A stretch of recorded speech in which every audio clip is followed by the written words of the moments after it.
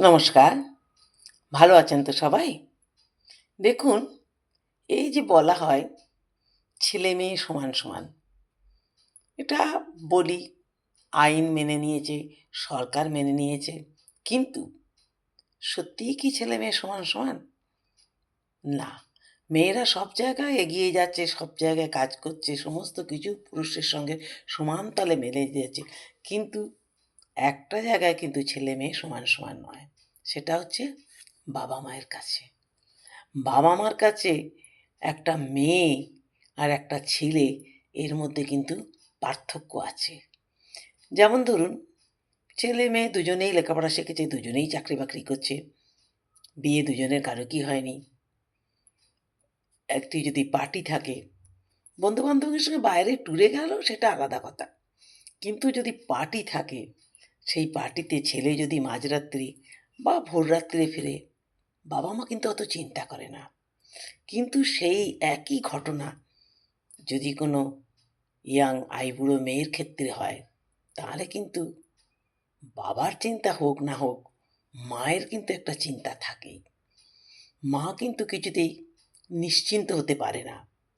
এটা হচ্ছে স্বাভাবিকভাবে মায়ের একটা আতঙ্ক থাকে মেয়ের প্রতি।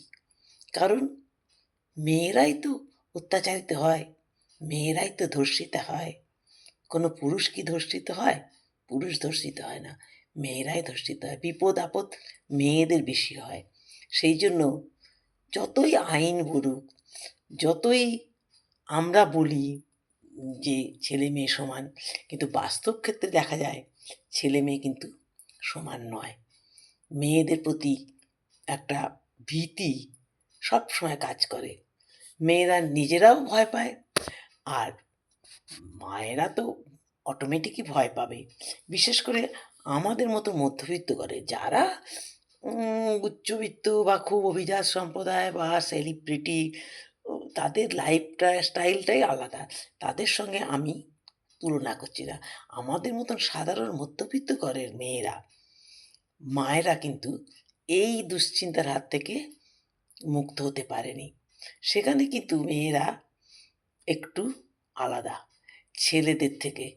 ছেলেরা যে স্বাধীনতাটা যত তাড়াতাড়ি এবং যত উম কী বলবো স্বাধীনভাবে ভোগ করতে পারে, মেয়েরা কিন্তু ততটা পারে না। তাদের একটা বাধাবন্ধকতা থাকেই। বিশেষ করে যে মেয়ে বাড়িতে থাকে, যারা হোস্টেলে থাকে, তাদের প্রতি তো মা চোখ দিয়ে বসে থাকতে পারে না।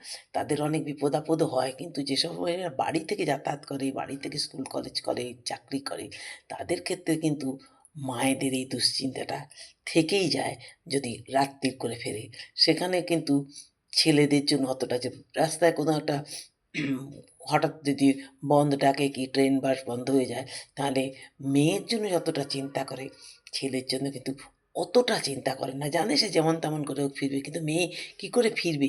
এটা একটা চিন্তা থাকে। কী বলে? কী মনে হয় আপনাদের? চিন্তাটা তো আমরাও তো সাধারণ ঘরের মেয়েরা, আমরাও তো মেয়ের মা। একটু দেখবেন তো, চিন্তা করে নিজের মনে তলিয়ে ভেবে দেখবেন তো যেটা বললাম ঠিক বললাম কিনা। যদি একমত হন, লাইক কমেন্ট করে পাশে থাকবেন। পাশে তো আছেন, সমর্থন তো দিচ্ছেন, দিচ্ছেন বলেই তো আমি আপনাদের সঙ্গে কথা বলছি। তাহলে আজকে এই পর্যন্ত।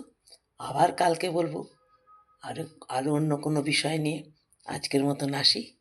নমস্কার।